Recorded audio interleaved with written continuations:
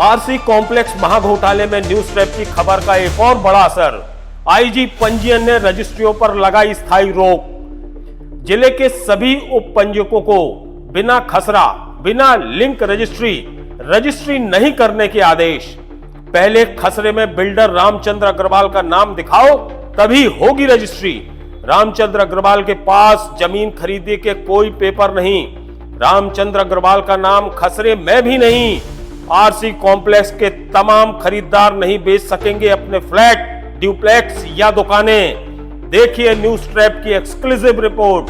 पैसा भी डूबा, न घर अपना न जमीन अपनी। नमस्कार, मैं हूं ब्रजेंद्र मिश्रा, आप देख रहे हैं news trap online. RC complex महाघोटाले में न्यूज ट्रैप की खबर का एक और बड़ा असर हुआ है। आईजी पंजीयन मतलब रजिस्ट्री विभाग के जो सबसे बड़े अधिकारी हैं, उनने बहुत बड़ा एक्शन लिया है। वो क्या एक्शन लिया है वो हम आपको बताएंगे आगे। लेकिन आपको यह बता दें कि आईजी पंजीयन के एक्शन के बाद अब आरसी कॉम्प्लेक्स में जितने भी रहने वाले हैं ड्यूप्लेक्स फ्लैट में और जिन्होंने दुकान खरीदी है, वो पूरी तरह फंस गए हैं। क्योंकि अब वो अपनी प्रॉपर्टी ना तो बेच सकते हैं, ना उनकी रजिस्ट्री हो पाएगी। कुल मिलाके उनके लिए उनके पास जो भी कागजात हैं, जो रामचंद्र अग्रवाल ने फर्जी तरीके से उनकी रजिस्ट्री की थी, वो कागज चिंदी बन गए हैं। उसका कोई मूल्य नहीं है। ना बैंक से उन लोगों को कोई लोन मिलेगा, ना ही किसी सरकारी योजना में या किसी भी सरकारी कामकाज में वो पेपर काम आएंगे। वो पेपर जो रामचंद्र अग्रवाल से रजिस्ट्री के रूप में उन खरीदारों ने लिए हैं, जिन्हें मिले हैं, उन्होंने पैसा भी दिया है रजिस्ट्री का, उस जमीन का, उन कागजों का कोई मूल्य नहीं रह गया है। अब उनके लिए ना तो उनके पास जमीन है, ना उनका वो मकान कहलाएगा, ना उनकी दुकान कहलाएगी, क्योंकि पूरी रजिस्ट्रियां फर्जी बता दी गई हैं। अधिकारियों का कहना है कि इस तरह की रजिस्ट्री का कोई मतलब नहीं है, क्योंकि रामचंद्र अग्रवाल कभी उस भूमि का स्वामी ही नहीं रहा। वो जमीन रामचंद्र अग्रवाल की थी ही नहीं। बड़ा सवाल यही है कि फिर रामचंद्र अग्रवाल ने इतना बड़ा कमर्शियल और रेसिडेंशियल कॉम्प्लेक्स कैसे बना दिया। और सबसे बड़ा सवाल यह है कि आखिर जिन लोगों ने वहां पे ड्यूप्लेक्स, फ्लैट या दुकानें खरीदी, आखिर उन्होंने ये क्यों नहीं देखा कि रामचंद्र अग्रवाल उस जमीन का मालिक है भी या नहीं। अंधाधुंध रजिस्ट्रियां हो गई और अब यह है कि रजिस्ट्रियों की जांच चल रही है। और जितने भी जानकार हैं, तमाम अधिकारी कह रहे हैं कि वो सारी रजिस्ट्रियां शून्य हैं, वो सारी रजिस्ट्रियां फर्जी हैं, उन रजिस्ट्रियों का कोई मतलब नहीं है। हम आपको अभी सुनवाते हैं कि आईजी पंजीयन प्रभाकर चतुर्वेदी वो क्या कह रहे हैं। उनसे हमने पूछा कि साहब, इतने बड़ा आरसी कॉम्प्लेक्स जिसकी जमीन नहीं है, वो बिल्डर ने वहां पे निर्माण कर दिया, ड्यूप्लेक्स, फ्लैट और दुकानें बेच दी, खरीदारों ने खरीद लिए। अब ऐसी स्थिति में आगे क्या होगा? तो सीधा सीधा जवाब दिया आईजी पंजीयन प्रभाकर चतुर्वेदी जी ने। उन्होंने क्या कहा, हम आपको सुनवाते हैं, सुनिए। चतुर्वेदी साहब, ये आरसी कॉम्प्लेक्स का महाघोटाला हुआ है। जमीन किसी और की है, बनाया किसी और ने और बेच दिया, रजिस्ट्री में हो गई आपके रजिस्ट्री डिपार्टमेंट से। क्या इसमें क्या अग्रिम कार्यवाही आप करने जा रहे हैं ताकि लोगों के साथ अन्याय ना हो और ये फर्जी रजिस्ट्रियां ना होने पाए?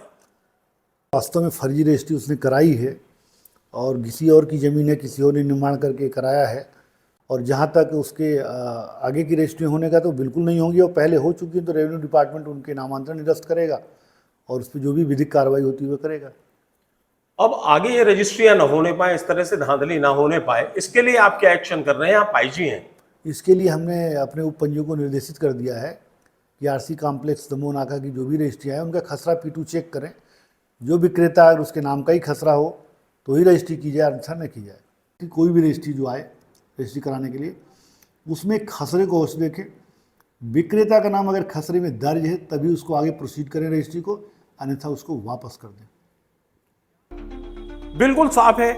आईजी पंजीयन के इस एक्शन के बाद अब उस आरसी कॉम्प्लेक्स के जितने भी खरीदार हैं, जिन्होंने ड्यूप्लेक्स, फ्लैट या दुकानें खरीदी हैं, वो अब चाहकर भी किसी को बेचकर नहीं भाग सकते।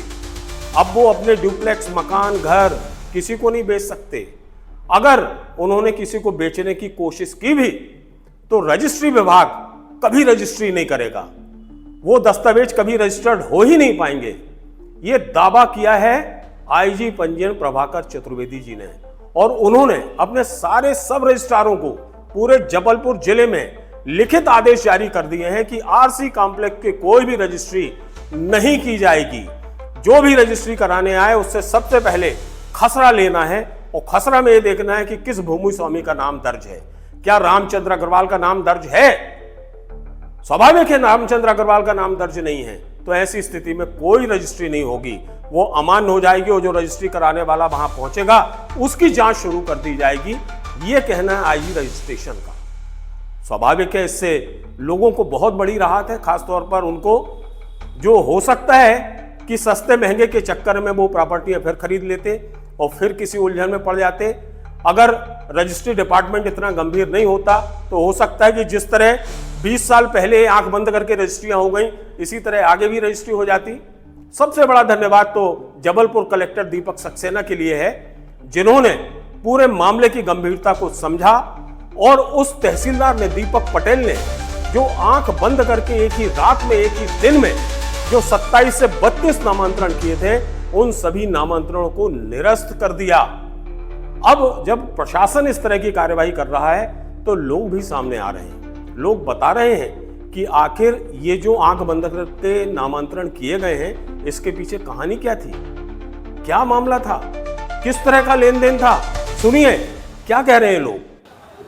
बताइए इसमें नामांतरण में किसने किस तरह की खाईबाजी की है? राजेंद्र कोरी जो पटवारी है पाटन का, उन्होंने क्षेत्र के लोगों, फ्लैट वालों मिली भगत कर उनसे मिल के किसी से 50,000, किसी से 1 लाख, किसी से 2 लाख रुपए लेके तहसीलदार जो राजेंद्र पटेल जी हैं उनको सेट करके एक ही रात में 17 नामांतरण कर दिए। एक बहुत ही बड़ा फर्जी घोटाला है, इन पर सब पे कार्रवाई होना चाहिए। और मैं पुनः न्यूज़ ट्रैप का धन्यवाद देता हूं कि इन्होंने इतना बड़ा फर्जीवाड़ा उजागर किया।